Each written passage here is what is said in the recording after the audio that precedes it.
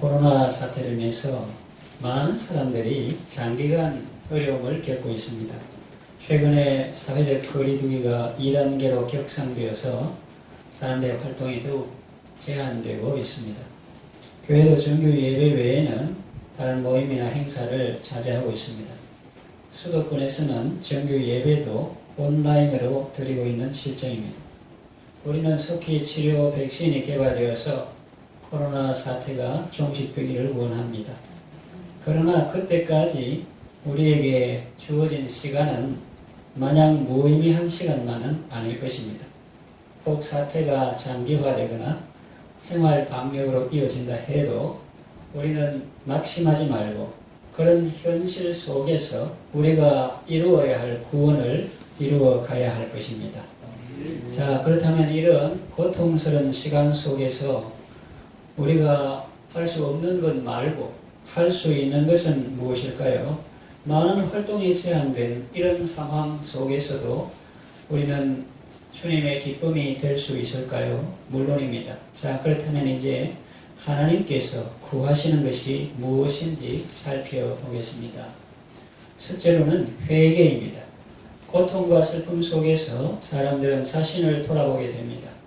나는 과연 지금까지 잘 살아왔는가를 생각하게 됩니다. 그것은 개인이 스스로 하는 낭만적인 평가가 아닙니다. 산상수훈 마지막 부분에 나오는 것처럼 한 사람이 지은 집이 튼튼한지 부실한지는 홍수가 났을 때 그 집이 그대로 있는지 아니면 무너지고 휩쓸려 가는지로 평가됩니다. 마찬가지로 한 사람의 신앙이 건전한지 불량한지는 자기가 판단하는 것이 아니라 홍수와 같은 그런 위기나 어려움이 닥쳐왔을 때 그 모습을 보면 알 수 있다는 것입니다. 최근에 어느 분이 기도회를 인도하면서 대형 교회 수십 개가 부동산 경매 사이트에 올라왔다는 말을 했습니다. 그렇습니다. 여러분, 우리가 말을 하는 것이 아니라 현실이 말을 하고 상황이 말을 하고 있는 것입니다. 지금 일반적인 교회의 모습은 위기 앞에 굳건히 서 있는 모습이 아니라 위기 앞에 속수무책으로 무너지고 있는 모습입니다.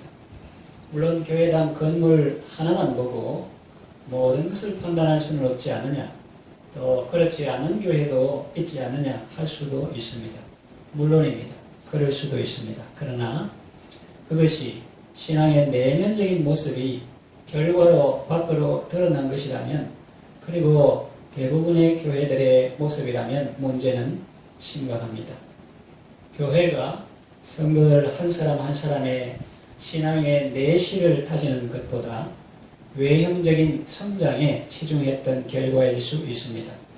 또 신약 성경에서 그토록 강조하는 각 사람을 그리스도 안에서 온전한 자로 세우는 일은 등한시하고 그보다는 다수 대중을 상대로 교회의 위상을 높이는 일에 상대적으로 더 치중했던 결과일 수도 있습니다. 모래 위에 세운 집은 큰 물 환란을 통과할 수 없습니다. 명목적인 신자, 형식적인 신자, 무늬만 그리스도인은 신앙의 위기를 극복할 수 없습니다. 그리고 마지막 날에 풀이나 나무나 짚으로 지은 집은 불심판을 통과할 수 없습니다. 감염병 때문에 외부 활동이 위축되고 제한되고 축소되고 있는 이때 마냥 원망하고 불평만 하고 기다리기만 할 것이 아니라 적극적으로 우리가 할 수 있는 것이 있습니다. 그것은 바로 회개입니다. 본문을 보면 하나님께서 구하시는 제사는 상한 심령이라고 말합니다. 그리고 하나님은 상하고 통회하는 마음을 멸시하지 아니하신다고 말씀합니다. 다윗은 충신을 죽이고 그 아내를 빼앗은 범죄를 저지르고 하나님 앞에 나아가 성대하게 제사를 드렸는데 마음에 아무런 기쁨도 없었습니다. 하나님께서도 기뻐하지 않는다는 것을 알았습니다. 지금 우리가 무슨 종교적인 행위나 성대한 행사로 하나님을 기쁘시게 할 수 있다고 생각하십니까? 아닙니다. 오늘 본문에 보면은 주는 번제를 기뻐하지 아니하시나이다 그러죠. 다윗은 알았습니다. 물론 우리는 행간의 의미를 읽어야 합니다. 번제가 나쁜 것은 아닙니다. 레위기에 보면 그것은 하나님께서 기쁘시게 받으시는 제사 중에 하나입니다. 그러나 여러분, 제사 중에서 제물을 하나도 남김없이 온전히 다 태워서 하나님께 드리는 그런 번제라도 드리는 사람이 죄악을 토설치 않고 회개하지 않고 그저 종교 행위에 불과한 제사를 드리면 중심을 보시는 하나님께서 결코 기뻐하시지 않는다는 것을 우리는 명심해야 합니다. 내가 내 마음에 죄악을 품으면 주께서 듣지 아니하시리라, 이런 말씀이 있죠. 하나님은 우상이 아닙니다. 또 하나님은 물질을 탐하는 분이 아닙니다. 뇌물만 많이 주면 어떤 소원도 다 들어주는 그런 신이 아닙니다. 하나님은 천지 만물을 창조하신 분입니다. 그리고 온 세상의 주인입니다. 나보다 더 나를 사랑하시는 분입니다. 우리는 우리 주변 환경이 나아지는 데 관심이 많고 또 내가 유명해지고 높아지는 데 관심이 많지만 하나님은 그런 것보다 우리의 영혼에 더 관심이 많으십니다. 사람이 만일 온 천하를 얻고도 자기 목숨을 잃든지 빼앗기든지 하면 무슨 유익이 있겠느냐 하신 말씀 그대로입니다. 서울시장을 지내고 부산시장을 지내고 무슨 도지사를 지내고 심지어 최고 권력자가 되었다 해도 자기 목숨을 잃든지 빼앗기든지 하면 무슨 유익이 있겠습니까? 죄 사함 받지 못하고 영혼이 구원받지 못하고 그리스도께서 주신 참 자유를 누리지 못한다면 아무리 세상에서 출세하고 성공한 사람이라고 해도 우리는 그를 참으로 성공한 사람으로 볼 수가 없는 것입니다. 그와 반면에 어떤 사람이 자신의 부족함과 연약함과 죄악 때문에 지금 고통과 어려움의 시기를 통과하고 있다고 할지라도 그 고통 때문에 자신을 돌아보고 하나님 앞에서 자기의 잘못을 뉘우치고 주께로 돌이킨다면 그는 소망이 있는 사람입니다. 그러므로 우리는 이 소중한 시기를 결코 헛되이 보내서는 안 되겠습니다. 이럴 때가 오히려 기회라고 할 수 있습니다. 교회도 역사적으로 보면 세상의 환영을 받고 또 세상의 권력자들을 임명하고 교황이 독일 왕, 프랑스 왕, 영국 왕을 임명하고 할 때 겉으로는 잘 나갔지만 그것이 속으로 많이 손해를 본 그런 시대가 있었습니다. 그러나 그 전에 카타콤에서 신앙생활 할 때에는 오히려 신앙이 순수하고 건강한 그런 모습을 우리가 볼 수가 있는 것입니다. 물론 국가나 다른 기관은 하나님께서 주신 영역 안에서 성실히 직무를 다해야 될 책임이 있고 거기에 대해서는 하나님이 심판하시겠습니다만 우리는 하나님 앞에서 우리를 돌아보면서 환난을 통해서 고난을 통해서 더 겸손하고 더 순수한 믿음으로 이렇게 정비한다면 그것은 유익이 될 것이다 하는 것입니다. 사회적 거리두기를 강화하는 이때에 우리는 하나님과의 거리를 좁히는 일에 더욱 힘써야 하겠습니다. 이제까지 내 신앙이 거품 신앙이었다면 이제는 돌이켜서 내실이 있는 신앙인으로 세워져야 하겠습니다. 감정과 기분이 아닌 말씀의 기초 위에 세워져야 하겠습니다. 이제까지 명목적인 그리스도인에 불과했다면 이제부터는 명실상부한 그리스도인이 되어야 하겠습니다. 교장 선생님이 값비싼 교육 자재를 구입하고 실력 있는 교사를 초빙해서 학생들에게 도움을 주려고 하는데 학생들은 그 의도를 모르고 그 교재를 가지고 놀면서 마침 종이 땡치기만 바라고 있다면 그 얼마나 안타까운 일입니까?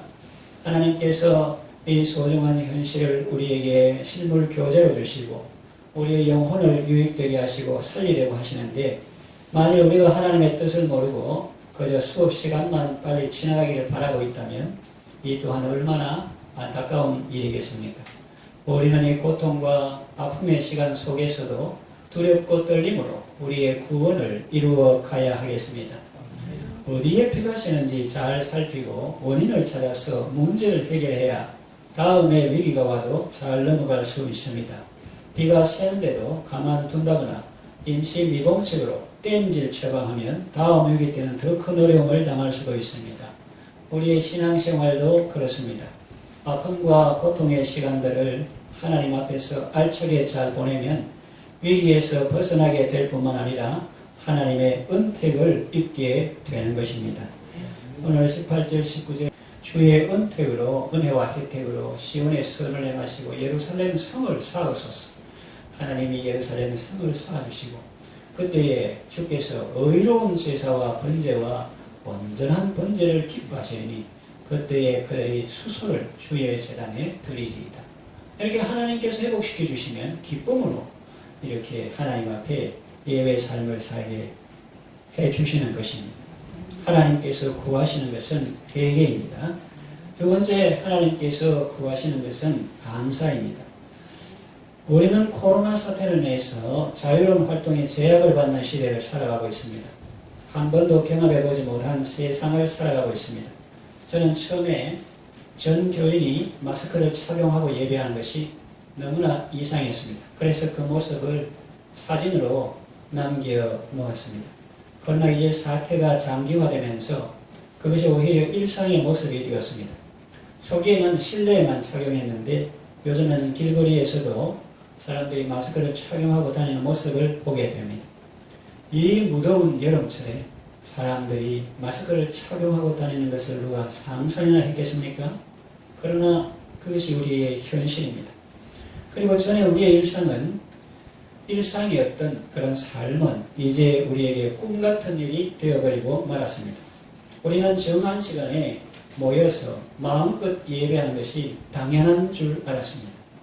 그리고 예배 후 얼굴을 마주보며 악수하고 대화하고 식탁에서 성도의 교제를 나누는 것이 당연한 것인 줄 알았습니다. 마스크를 착용하지 않고 마음껏 찬양하는 것이 당연한 것인 줄로 생각했습니다.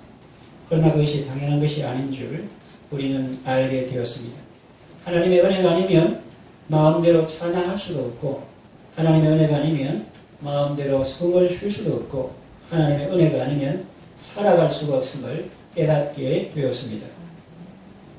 고통과 어려움을 통해서 꼭 이 코로나 아니더라도 제가 목이 아플 때, 허파가 좀 아플 때 숨쉬기도 곤란하고 또 1년에 3분의 1 정도를 감기를 달고 산 그런 때가 있었습니다. 그때 찬양하고 싶어도 잘 못했어요. 새벽에마다 자기 몸 상태와 관계없이 계속 설교를 해야 되는데 말은 이렇게 이어가면 되는데 높낮이가 있는 찬송을 부르기가 정말 힘들어서 기침이 나와요. 그런데 하나님께서 은혜를 베풀어 주셔서 이렇게 회복시켜 주시고 허파를 그러니까 숨을 자유롭게 쉴 수 있게 하시고 또 악기도 부를 수 있도록 그렇게 은혜를 베풀어 주셔서 이 찬송을 마음껏 부를 수 있다. 숨을 마음대로 내쉴 수 있다. 이것이 얼마나 큰 은혜인가 그런 것을 깨달은 적이 있습니다. 우리가 고통과 어려움을 통해서 은혜의 소중함을 깨달았다면 그 고통과 어려움의 시간들은 결코 헛되지 않을 것입니다. 우리는 일상의 삶 속에서 잃어버렸던 감사를 회복해야 하겠습니다.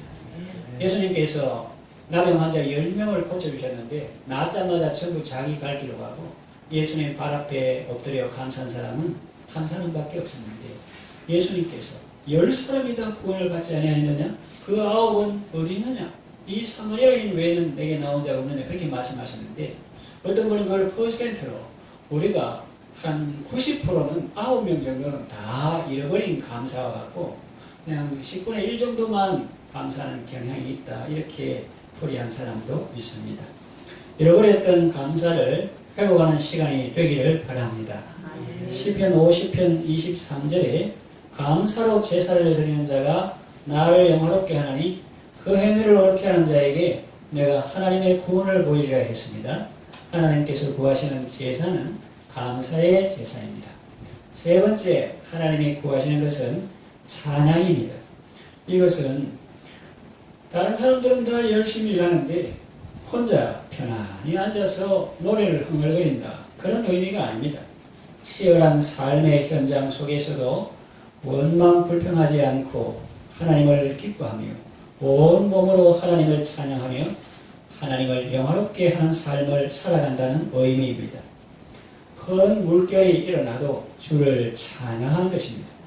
큰 환란이 닥쳐와도 주를 찬양하는 것입니다. 어떤 상황에서도 주님을 찬양하는 삶을 사는 것입니다. 이것은 주님과 동행할 때 가능합니다. 그리고 주님 맞을 준비를 하는 것입니다. 이것이 금보다도 귀한 것이라고 복음성가 작시자는 노래하고 있습니다. 예수님께서 노아의 때와 같이 인자의 마음도 그러하리라고 말씀하셨습니다. 홍수전에 노아가 방주에 들어가는 날까지 사람들이 먹고 마시고 장가들고 시집가고 있으면서 홍수가 나서 그들을 다 멸하기까지 깨닫지 못했다고 말씀하셨습니다. 또 롯의 때와 같다고 말씀하시며 롯이 소돔성에서 구출받아 나가던 날까지 사람들은 먹고 마시며 장가들고 시집가고 하면서 그 성이 유황불비로 멸망받을 것을 깨닫지 못했다고 말씀하셨습니다. 우리는 코로나 사태 속에서 바이러스 앞에 그 누구도 안심할 수 없다는 사실을 알게 되었습니다.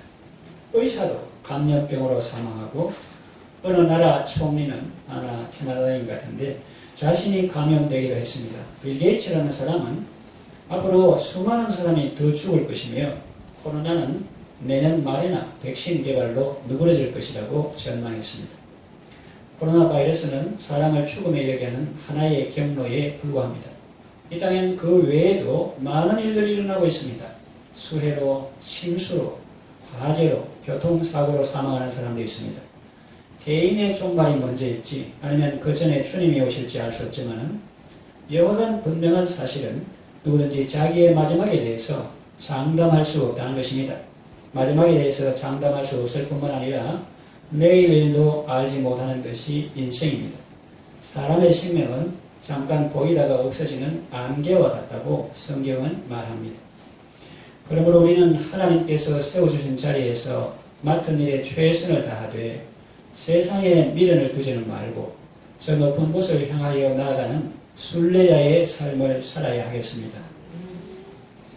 찬양하는 삶은 하나님께 영광 돌리는 삶입니다. 요한계시록에 보면 이 땅에 재앙이 있을 때 사람들은 하나님을 원망하며 회개하지 않습니다. 하늘도 무심하다, 하늘에 미쳤다 이런 표현도 씁니다. 그러나 그것은 하나님이 기뻐하시는 모습이 아닙니다. 회개하여 하나님께 영광을 돌리지 아니하더라. 돌려 말하면 무엇입니까? 그런 일들이 있을 때 회개함으로 하나님께 회개하는 것이 하나님께 영광을 돌리는 것이라는 것이죠. 예를 들어서 예수님이 십자가에 달리셨을 때 구원받았던 강도처럼 고백하고 주의 긍휼을 바라는 것이 하나님을 영화롭게 하는 것입니다. 우리는 우리의 행한 일에 마땅한 보응을 받는 것입니다. 그것 때문에 상당한 보응을 받는 것이다. 그러나 이분은 죄가 없으신 분이다. 그러면서 그 강도를 꾸짖고 예수님이 말하기를 당신의 나라가 임할 때 나를 그 나라에 들어가소서 그렇게는 말 못하고 나를 생각하소서 그렇게 말합니다. 그럴 때 예수님은 네가 오늘 나와 함께 낙원에 있으리라 그렇게 말씀하십니다. 그래서 우리가 어려울 때 막 하나님을 원망하고 사탄이 우리에게 와서 하시는 대로 하고 원망, 분노 이런 거 하기는 쉬우나 그러나 그 강도처럼 야 우리가 인간이 얼마나 탐욕이 많았고 잘못이 많았냐 하나님 무심하다 그러지 말고 우리는 하나님 앞에서 도리를 다 했나?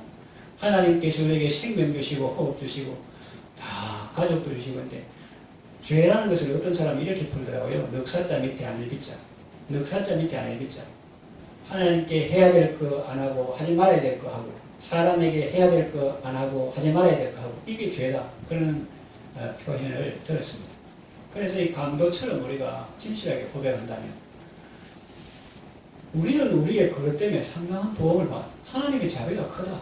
인간의 탐욕, 거짓, 교만, 죄악 이거 하면은 지구가 10개라도 모자라는데 지금 1개 지구라도 하나님이 보존해 주시니까 참 우리는 얼마나 감사한지 모른다 이렇게 하고 자신이 회개하고 이분은 옳지 않은 것이 하나도 없다 하면서 그리스도의 의를 붙드는 것이 우리가 긍휼을 입는 비결일 것입니다.